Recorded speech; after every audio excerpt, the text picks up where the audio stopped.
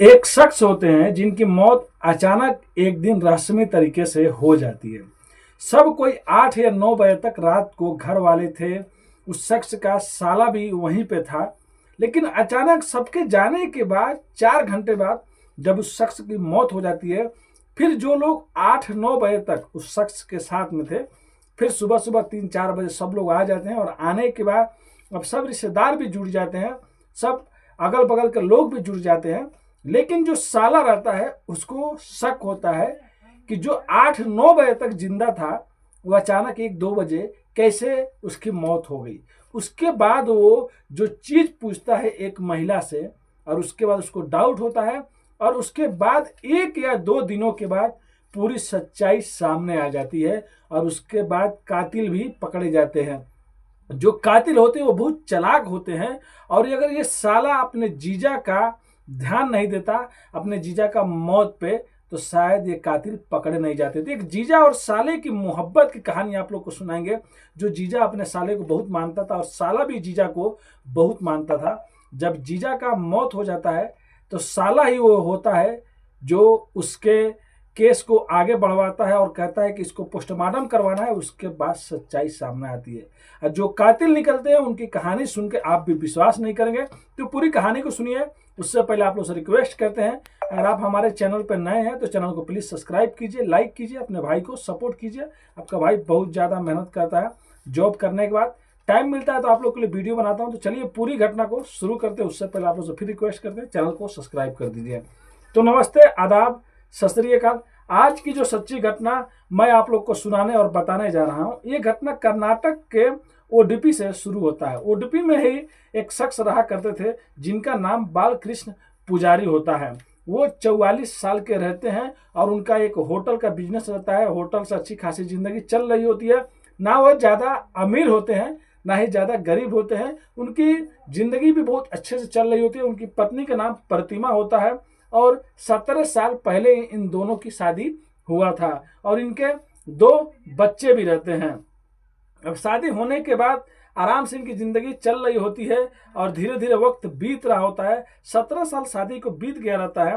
तभी 2024 में अचानक एक दिन ऐसा आता है कि जो बालकृष्ण पुजारी होते हैं उनका तबीयत खराब होने लगता है। जब से इनकी शादी हुई थी प्रतिमा से, इनका एक साला रहता है जिनका नाम संदीप होता है। तो संदीप को ही अपने साले को बहुत ज़्यादा मानते थे और साला भी अपने जीजा को बहुत ज़्यादा मानता था, हमेशा इनके घर आता था। और साले और जीजा के प्यार और मोहब्बत देख के घर वाले भी कहते थे, आस पड़ोस के लोग भी कहते थे कि ऐसा साला सबको मिले और ऐसा जीजा सबको मिले।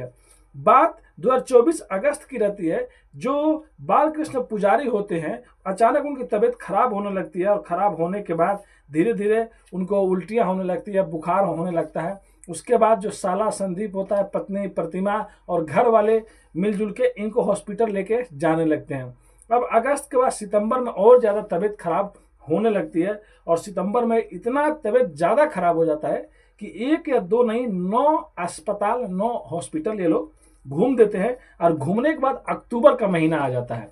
बीच बीच में जो संदीप होता है अपने जीजा का ख्याल रखता था, हॉस्पिटल में भी रहता था, जो चीज़ जो लोग मंगाते थे वो ला कर दिया भी करता था और वो यही मना रहा होता था भगवान से कि जल्दी उसके जीजा ठीक हो जाए और सही सलामत घर वापस चले आए। बात 19 अक्टूबर 2024 की रहती है, जिस दिन जीजा एकदम ठीक हो गए थे, जो बालकृष्ण पुजारी होते हैं, और डॉक्टर लोग उनका छुट्टी दे देते हैं और कहते हैं कि आप घर जा सकते हैं, आपको अभी कोई प्रॉब्लम नहीं है, दवा तो धीरे धीरे आपका जो चीज़ है वो चलता रहेगा। अब जैसे 19 अक्टूबर को रात 8 बजे वो अपने घर पे आते हैं, बालकृष्ण पुजारी और साला संदीप भी होता है, पत्नी प्रतिमा भी होती है और जो भी रिश्तेदार होते हैं सब कोई आते हैं। रात को लगभग 9 से 10-11 बज जाता है। सब लोगों को प्रतिमा कहती है आप लोग अपने अपने घर जाइए, कल फिर से आइएगा। आस पड़ोस के लोग भी देखने आए रहते हैं और बाद में अपने भाई संदीप को भी कहती है कि तुम भी चले जाओ, तुम भी सोए नहीं हो, तुम भी कई दिनों से परेशान हो, चले जाओ, आना रहेगा, तुम दिन में आना और अपने जीजा को देखना। लेकिन संदीप कहता था मैं यहीं पे रहूंगा। लेकिन बहन के जिद के आगे संदीप अब अपने घर चला जाता है। रात को 10-11 बज रहा था, सब कोई घर से चला जाता है। रात को 1 या 2 बज रहे होते हैं। जो रात को मेन दरवाजा को बंद करके रखना चाहिए था, प्रतिमा ने खोल कर रखा था। रात के टाइम में 1 या 1:30 बजे के टाइम में एक आदमी होता है जो जो कृष्ण बाल कृष्ण पुजारी होते हैं, इनके घर में अंदर आता है और आने के बाद जाके घर में एक जगह में छुप जाता है और उसके बाद प्रतिमा आती है, घर का दरवाजा बंद कर देती है। फिर ये लोग अंदर कुछ बातें करते हैं, जो आदमी शख्स छुप के आया रहता है, और उसके बाद ये लोग उस रूम में जाते हैं जहां पे बाल कृष्ण पुजारी सो रहे होते हैं, जो ठीक होकर कई महीनों के बाद घर आए रहते हैं। अब आने के बाद जो शख्स घर में आया रहता है वो एक तकिया उठाता है, और तकिया उठाने के बाद वो जाता है और बाल कृष्ण के मुंह पे रख के दबाने लगता है। वो तेजी से हाथ छुड़ाने के लिए अपना हाथ पैर चलाते हैं, तभी जो पत्नी होती है प्रतिमा वो सीने पर बैठ जाती है, और बैठने के बाद हाथ और पैर को पकड़ लेती है, दबाने लगती है। उसके बाद कुछ मिनट के बाद जो बाल कृष्ण पुजारी होते हैं वो दम तोड़ देते हैं। दम तोड़ने के बाद वो जो शख्स रहता है वो घर से फिर रात को निकल जाता है, कोई देखता भी नहीं है उसको। उसके बाद प्रतिमा घर को बंद कर लेती है। रात को लगभग 1 या 2 बजे के टाइम में ये सब चीज वारदात हो रही थी, यानी कि 20 तारीख अब सुबह आने वाला रहता है। उसके बाद वो पूरा तकिया उकिया सही करती है, घर में सब चीज़ों को सही करती है, और उसके बाद जो बाल कृष्ण पुजारी होते हैं उनके माता पिता को, अपने माता पिता को, अपने भाई को, सब लोगों को फ़ोन करती है और कहती है को बोल नहीं रहे हैं, उनको क्या हो गया मालूम नहीं, आप लोग जल्दी से जल्दी चले आइए। अब जो भी ये चीज़ सुनता था तुरंत दौड़ते हुए आता था, यानी कि जो रात को 10-8 बजे गए हैं वापिस, वो लोग फिर 3-4 बजे सुबह सुबह में दौड़ के आने लगते हैं। और आने के बाद बहुत से लोग यही बातें कर रहे थे, कई दिन से बीमारी था, बीमारी चल रहा था, चलो उसकी वजह से मौत हो गया है, सब लोग शौक मना रहे होते हैं। लेकिन जो संदीप होता है ना, जो साला होता है, वो जाके अपने जीजा के पास में बैठकर और मुंह को, गले को अच्छे से देख रहा होता है। तभी उसको नजर आता है गले पे कुछ निशान नजर आता है, और मुंह पे भी थोड़ा बहुत कहीं पे लाल टाइप का निशान नजर आता है। तुरंत वो वहां से उठता है, और उठने के बाद अपनी बहन को एक साइड में ले जाकर कहता है कि ये बताओ जीजा का ये हाल कैसे हुआ? अभी तो हम लोग 10 बजे 9 बजे गए थे तो जीजा अच्छे थे, फिर रात को ऐसे कैसे हो गया? वो बहन कहती है मुझे क्या मालूम, वो तो सोए थे, मैं गई जगाने के लिए तो नहीं जग रहे, तो मैं फ़ोन किया। लेकिन उसके बाद वो जो संदीप रहता अपनी बहन से कहता है कि देखो झूठ मत बोलो, मैंने देखा है जीजा के गले पर निशान है और मुंह पर भी निशान है, हो ना कोई तो आया था, कुछ ना कुछ तो हुआ है। मेरे को ये नेचुरल डेथ नहीं लग रहा है, लग रहा है किसी ने कत्ल किया है, अब सही सही बता दो। बहन कहती है कि तुमको ऐसा क्यों लग रहा है? वो जब उठ नहीं रहे थे तो मैं ही उनको हाथ से उठा रही थी, शायद तो हाथ लग गया होगा जिससे निशान बन गया होगा। अब वो संदीप कहता है नहीं ऐसा नहीं है, लेकिन बहन अब कह रही है तो संदीप करे तो करे क्या। लेकिन संदीप को कहीं ना कहीं पर लग रहा होता है कि उसकी बहन झूठ बोल रही है। अब एक पत्नी ही होती है और एक माँ बाप ही होते हैं जो ये कहेंगे कि मेरे बेटे का पोस्टमार्टम हो, तो पुलिस पोस्टमार्टम कराती है, और यहाँ पे पत्नी बोल रही है कि नेचुरल डेथ है और माता पिता को कुछ मालूम ही नहीं है।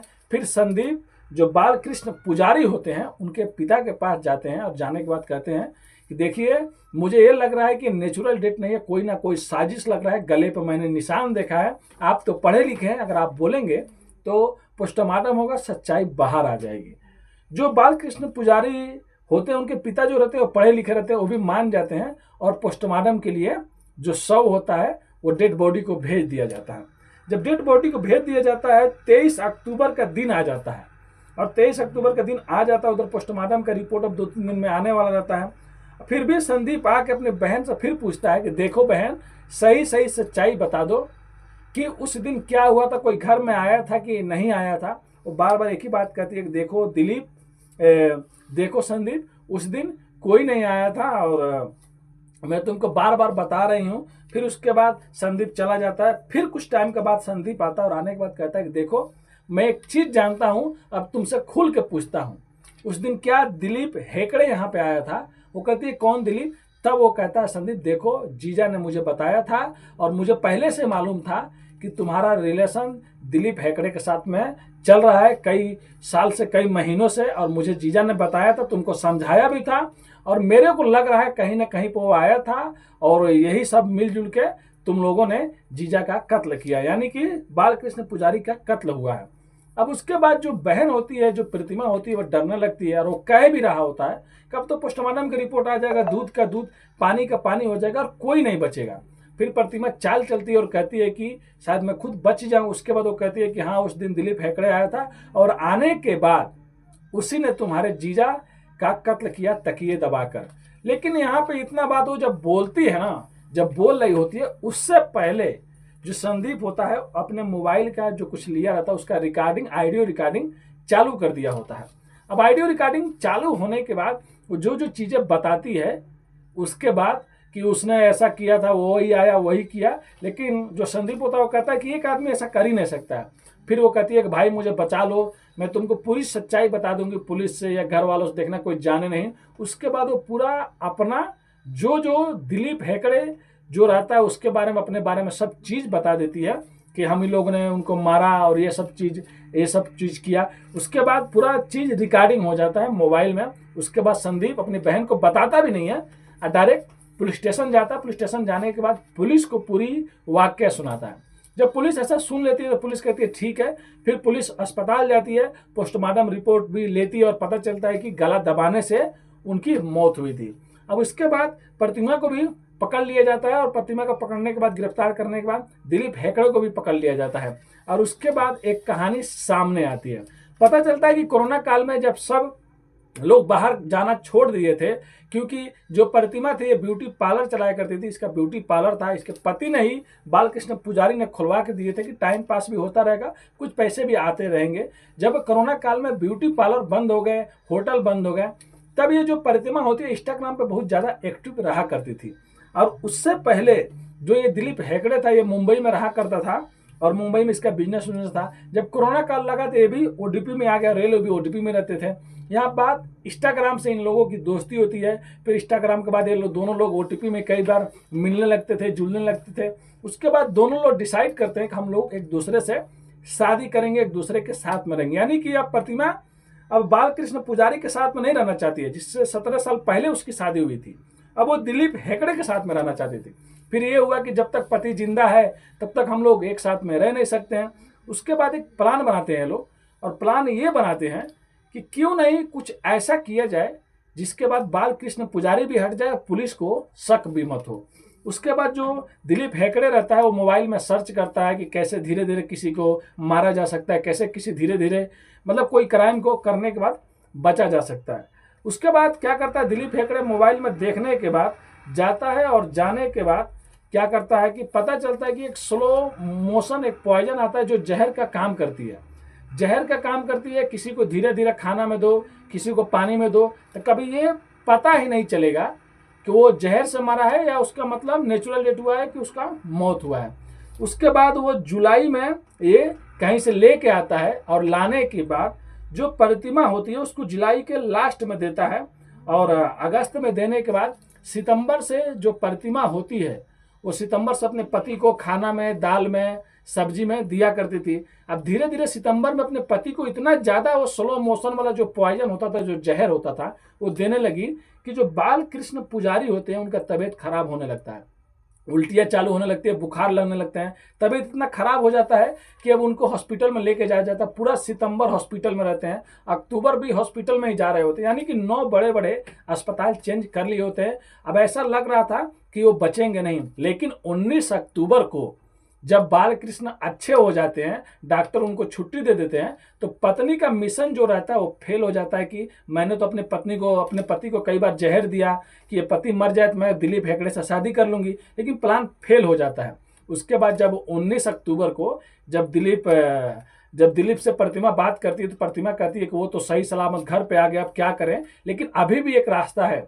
ये 2-3 महीने से हम लोग इसको मारना चाह रहे हैं लेकिन ये मर नहीं रहा है, अब इसको साफ खत्म कर देते हैं। रात के टाइम में घर में जितने लोग रहेंगे सबको मैं बाहर हटा दूंगी, और उसके बाद रात को तुम आना और जो बालकृष्ण पुजारी है उसका खेल खत्म कर देंगे। 19 अक्टूबर 2024 की रात को जब 10 बजे तक घर से सब लोग चले जाते हैं, रात को 1 या 2 बज रहा होता है, तभी ये दिलीप को फोन करती है। दिलीप भी आता है और आने के बाद बाइक 100 मीटर दूर खड़ा करता है, और 100 मीटर दूर बाइक खड़ा करने के बाद अब वहां से आता है और घर में घुसता है, घर में जाकर छुपा रहता है। उसके बाद ये लोग अपना कांड करते हैं, बालकृष्ण पुजारी का हत्या करते हैं, मर्डर करते हैं, और उसके बाद फिर से वो अपनी जो गाड़ी रहता है उससे वो चला जाता है, ये दरवाजा बंद कर लेती है, पूरी सच्चाई सामने आ जाती है।